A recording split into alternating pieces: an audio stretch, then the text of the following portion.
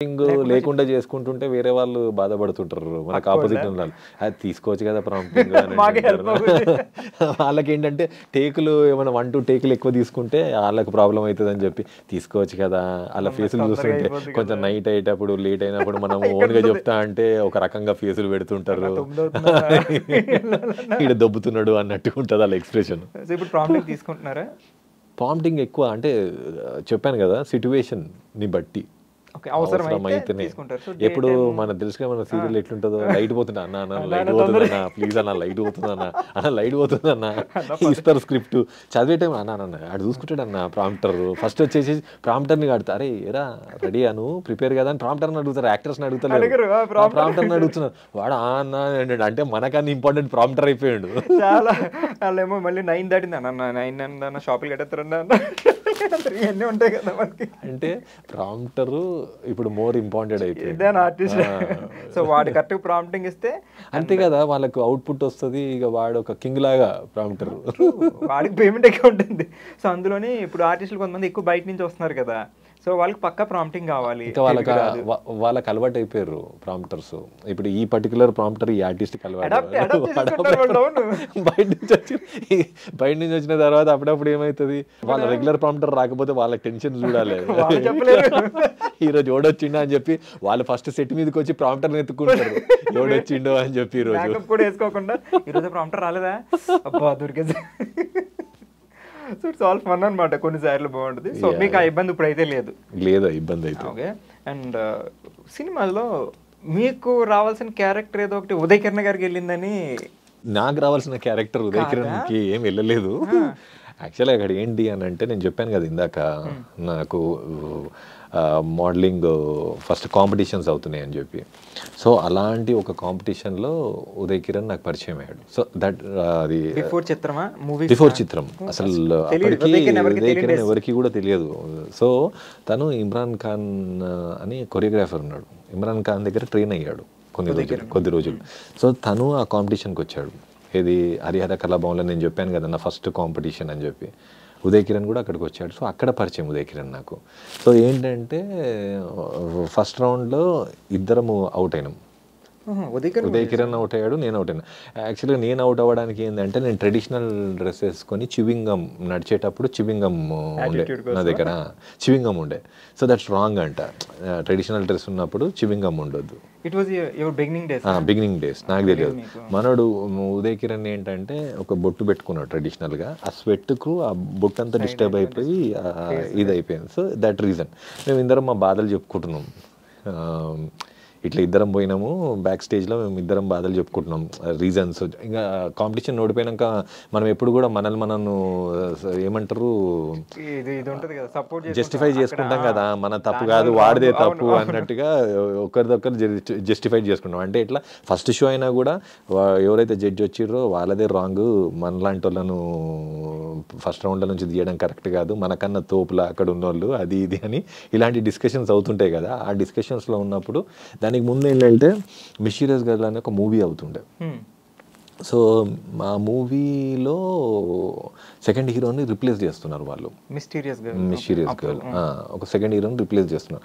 అయితే దానికి casting director Prakash Mehta అని ఒక అతను ఉన్నాడు. సో తను ఏంటంటే నాకు కాల్ చేశాడు, అప్పుడు land lines we didn't had any. So ఈ call me, I'm talking about this in 2001 or 2 ఆ టైంలో. అప్పటికి చిన్న ఫోన్స్ కూడా లేవా, నోకియా లేవు అనుకుంటా అప్పటికి, అంటే నా దగ్గర లేకుండా సెల్ ఫోను. సో నాకు ల్యాండ్ లైన్ నెంబర్ ఉండే. So land line through call చేశారు నాకు. కాల్ చేస్తే నేను ఇట్లా షోలో ఉన్నాను, హరిహర కళాభవన్లో షో అవుతుంది అని అంటే, నేను ఈవినింగ్ వచ్చి కలుస్తాను అన్నాడు. ఆ షోకి వచ్చిండు. సో మేము అవుట్ కాగానే తను వచ్చిండు. నేను మేమిద్దరం మాట్లాడుకున్నప్పుడు వచ్చి ప్రకాష్ మెహతా అని చెప్పి కార్డు ఇచ్చి, ఉదయ్ కిరణ్ కూడా పక్కన ఉన్నాడు కదా, ఉదయ్ కిరణ్ కూడా ఇచ్చాడు కార్డు. ఇంకా 2-3 ఎవరెవరు ఉన్నారో అక్కడ, అంటే ఎవరినన్నా ఒకరిని సెలెక్ట్ చేయొచ్చులే అన్నట్టుగా నాతో పాటు ఇంకా వేరే వాళ్ళకు కూడా ఇచ్చారు. సో అక్కడికి నేను ఉదయ్ కిరణ్ ఇద్దరం వెళ్ళినాం ఆఫీస్కి next day. So Uday Kiran నాకన్నా ముందు వచ్చిండు. సో అక్కడ వెళ్ళినాక ఇంకా కొంచెం మాట్లాడినాక అక్కడ ఏంటంటే సెకండ్ హాఫ్ అంతా కొంచెం లేడీ గెటప్ ఉంటుంది. So they wanted some chocolate boy face అప్పుడు. సో తనుకి కరెక్ట్గా సూట్ అయిన ఉండే, ఆ క్యారెక్టర్కి యాప్ట్ అనిపించి, సో ఈ గాట్ సెలెక్టెడ్. అక్కడ. మీరేమో మంచి కండలతో మస్కులర్. అప్పుడు గ్రాసియం మిస్టర్ ఇండియా కాంటెస్ట్కి వెళ్ళే నీకు ప్రిపరేషన్ ఉండే నాది. సో మెయింటెనెన్స్ లో ఉన్నారు. అవును. సో ఆ మ్యాచ్ లుక్ లో ఉన్నారు. అవును. సో ఉదయ్ కిరణ్ సెలెక్ట్ అయ్యారు. Uday Kiran got selected. Shooting కూడా స్టార్ట్ అయింది. తర్వాత ఇంకా మనకు అక్కడ కంటిన్యూ అయిపోయింది. తర్వాత మళ్ళీ మేము ఇద్దరము ఎప్పుడు అని అంటే ఆ మూవీ ఇంకా కంప్లీట్ అయ్యి ఆగిపోయింది అనుకుంటుంది. ఫుల్ రిలీజ్ అదేం కాలేదు. ఇంకా అది జస్ట్ షూటింగ్ ఎన్నో డేస్ చేసిర్రు. ఆ తర్వాత అయిపోయింది. తర్వాత హేమద్ అనే అప్పుడు ఫ్రెండ్, నాకు ఇప్పుడు కూడా మంచి ఫ్రెండ్, ఇప్పుడు కాస్టింగ్ డైరెక్టర్ అయింది తను. అప్పుడు చిత్రం మూవీకి మళ్ళీ మా ఇద్దరిని మళ్ళీ అంటే ఇద్దరం అక్కడ కలుసుకున్నాం. మళ్ళీ తర్వాత ఈవెంట్ తర్వాత మళ్ళీ అక్కడ అక్కడ కలుసుకున్నాం. చిత్రం మూవీకి ఆడిషన్కి అంటే తేజ సార్ తోరి అప్పుడు రామానంద్ సార్ అని ఉండే, తను కాస్టింగ్ డైరెక్టర్ ఉండే ఆ మూవీకి చిత్రానికి. సో నేను తర్వాత రామానంద్ సార్ దగ్గర ట్రైన్ కూడా అయ్యాను. యాక్టింగ్ ఇన్స్టిట్యూట్ ఇప్పుడు లేరు సార్. సో అక్కడ మళ్ళీ ఇది మన ప్లేస్ గుర్తు రావట్లేదు, బేగంపేటలో యాత్రి నివాస్లో కలిసాం మళ్ళీ. తేజ సార్ని మీట్ అయినాము. తర్వాత ఉదయ్ కిరణ్ ఈ వాజ్ గుడ్. మనం మాట్లాడుకునే వాళ్ళము. ఇది వివర్ ఇన్ టచ్. చిత్రం తర్వాత కూడా మనసంతా నువ్వే అంతా కూడా టచ్లో ఉండే. బట్ అయితే అంటే ఫ్రెండ్ అంటే పెద్దగా ఇది ఉండేది కాదు, but we know each other అట్లా. అంటే ఎప్పుడైనా కలిస్తే మాట్లాడుకోవడం. సో ఆల్ ఆఫ్ సడన్ మంచి పీక్ టైంలో ఉన్నప్పుడు తెలిసిందే ఉదయ్ కిరణ్ సూసైడ్ కమిట్ చేసుకున్నారని. సో మీకు ఎలా అనిపించింది ఆ మూమెంట్? అంటే మీకు తెలిసిన వ్యక్తి ఎవరో పోతేనే మూవీ స్టార్స్ ఎవరికైనా ఏదైనా అయిందంటే మనం జనరల్గా తెలిసి, అలాంటిది మీతో టచ్లో ఉండి మీరు మాట్లాడుకుని 2-3 times కలిసి. I felt very sad for him పాపం. ఎందుకంటే ఒక మంచి ఈజ్ నోబడీ. సో అక్కడి నుంచి జీరో నుంచి ఒక మంచి పొజిషన్కి వచ్చి ఈ లాస్ట్ అవుట్. తర్వాత మధ్యలో తనకు మూవీ ఆఫర్స్ రాక పాపం as an artist we can understand what ఒకసారి సక్సెస్ చూసిన తర్వాత, ఒక పీక్స్ వెళ్ళిన తర్వాత, వర్క్ వెళ్ళిన తర్వాత పాపము తనకు ఆ సక్సెస్ లేకపోతే what he must have gone through. ఇంకోటి చేసిన మూవీస్ అన్ని కూడా హిట్ కాకపోవడము and all that was too much అని అనుకుంటా. బికాస్ ఆ తర్వాత మనసంతా నువ్వే, ఆ తర్వాత ఎక్కువ ఏం లేకుండే. ఒక్కసారి ఏదో ఒక ఫంక్షన్లో కలిసినాం మేము. తర్వాత ఎప్పుడో ఎన్నో ఇయర్స్ తర్వాత ఒక ఫంక్షన్లో కలిసినుండే. You also was a guest there. So అప్పుడు ఒక్కసారి కలిసినాము. అప్పుడు నార్మల్గా మాట్లాడుకున్నాము. తర్వాత very sad to hear that. Okay, keeping it aside. And మీరు కాలేజ్ టైంలో I mean you look so calm and composed actually. నేను ఫస్ట్ చూసినప్పుడు కూడా అలానే అనుకున్నా. అంటే చూడడానికి జస్ట్ మోడల్ అన్నారు కదా, నాకు ఫస్ట్ మీ లుక్ నాకు అలాగే పడింది. మోడల్లోకి వెళ్ళా స్టిఫ్గా ఉంటాం, ఎట్లా చూడడం ఇలా జస్ట్ అవసరం అయితే. సో నువ్వు సీరియస్ కైండ్ ఆఫ్ థింగ్ ఏమో, ఈయన చాలా సీరియస్ ఏమో వాస్తవం అన్నట్టు. సో మనం కలిసి వర్క్ చేసే వరకు నాకు తెలియదు యూ టూ కూల్ అని, వెరీ కూల్. సో చూడడానికి మాత్రం వెరీ కామన్ కంపోజ్డ్ లుక్. ఇట్లా అంటే యాటిట్యూడ్ ఉంటారు, ఒక యాటిట్యూడ్ అనుకుంటారు. అందులో మీ వాయిస్ కూడా బేస్ వాయిస్ ఉండదు. క్యారే. సో కాలేజ్లో ఎట్లా ఉండదు? ఇప్పుడు ఫ్రెండ్స్ అందరూ ఉంటారు అంటే నాటీ టైపా లేకపోతే గుడ్ స్టూడెంటా? గుడ్ స్టూడెంట్ అయితే ఎప్పుడు లేకుండా నేను. కాకపోతే నేను నా లుక్ తోరి నేను కొంచెం యాటిట్యూడ్ ఉండి అది అని అనుకుంటారు. But I'm chill out. ఎందుకంటే నేను పెరిగిన ఏరియా అలాంటిది.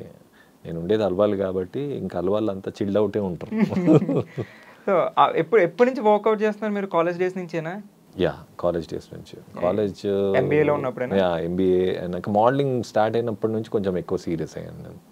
కాలేజ్లో ఉన్నప్పుడే మోడలింగ్ స్టార్ట్ అయింది లేకపోతే కాలేజ్ తర్వాత ఆఫ్టర్ ఎంబీఏ? సో కాలేజ్లో ఉన్నప్పుడే మంచి లుక్ మెయింటైన్ చేసేవారు, హైట్ సూపర్ హైట్, పర్సనాలిటీ చూడగానే వావ్. చాలా సన్నగా ఉండేవాడిని అప్పుడు, but lean muscle. So obviously proposals వస్తాయి కదా, జనరల్గా ఉంటేనే అబ్బాయిలు యావరేజ్గా వస్తున్నాయి. అందులోనే 6 అడుగులు ఆజాన్ బాహుడు అందగాడు అనేసరికి ప్రపోజల్స్ వచ్చాయా? అంటే అదే చెప్తున్నా కదా, ప్రపోజల్స్ ఏం వచ్చేవి కాదు. వీడు ఆల్రెడీ బుక్ అయిపోయాడు అనుకున్నా. మరి అందంగా ఉంటే అదే వీడు ఆల్రెడీ ఎంతమంది ఉన్నారో అని చెప్పి ఎవరు ముందుకు రాకపోతుండే కూడా ఎక్కడ రాలేదు. లేదు. మీది అరేంజ్ మ్యారేజా లవ్ మ్యారేజా? Arrange marriage. అరేంజ్డ్. సో మీకు ఇప్పుడు అనిపించలేదు అబ్బా కాలేజ్లో లవ్ చేస్తుంటే బాగుండేది? ఇప్పుడు అనిపించినా ఏం చేస్తాం, ఏం చేయలేము. ఇప్పుడు కాదు అప్పుడు. మీ వైఫ్ సపోర్ట్ ఎట్లా ఉంటుంది మీకు? She is good actually. అంటే మీ పెళ్ళి ఎప్పుడైంది? పెళ్ళి అయ్యి మాకు 20 years అయింది. మోడలింగ్ తర్వాత అయిపోయి సీరియల్స్ కాదు అప్పటికి యాక్చువల్ మూవీ ఒకటి కట్గా మూవీ చేశాను. సో మూవీస్ తర్వాత so movie serial artist life డిఫరెంట్గా ఉంటుంది. అంటే టైం మేబీ ఒకసారి లేట్ అవుతుంది, ఎట్లా ఉంటుంది, సో టైంకి ఇంటికి వెళ్ళలేకపోవచ్చు, కొన్ని కమిట్మెంట్స్ ఇంట్లో ఇచ్చి ఉండొచ్చు. సో అట్లాంటప్పుడు ఎప్పుడైనా గొడవలేనా లేకపోతే షీ అండర్స్టాండ్? లేదు, షీ అండర్స్టాండ్. అట్లా అసలు ఏం ప్రాబ్లమ్స్ అయితే కాలేవు నాకు. I'm lucky on that aspect. ఆవిడ హౌస్ వైఫేనా? Yeah. And what about your kid? The kids are good. ఇద్దరు అబ్బాయిలు, ఇద్దరు బాయ్స్. వాళ్ళు ఏం చేస్తున్నారు చెప్పాలనా? జనరల్గా అంతే, మీరు ఎక్కడ అసలు ఫ్యామిలీ గురించి ఎప్పుడు చెప్పలేదు కదా, ఏంటి విశేషాలని? చదువుకుంటున్నారు. సో వాళ్ళని ఇటు సైడ్ తీసుకొచ్చేది ఏం లేదు అసలు? లేదు, వాళ్ళకి ఇంట్రెస్ట్ లేదు, వాళ్ళకి పెద్దగా ఇంట్రెస్ట్ లేదు. So serious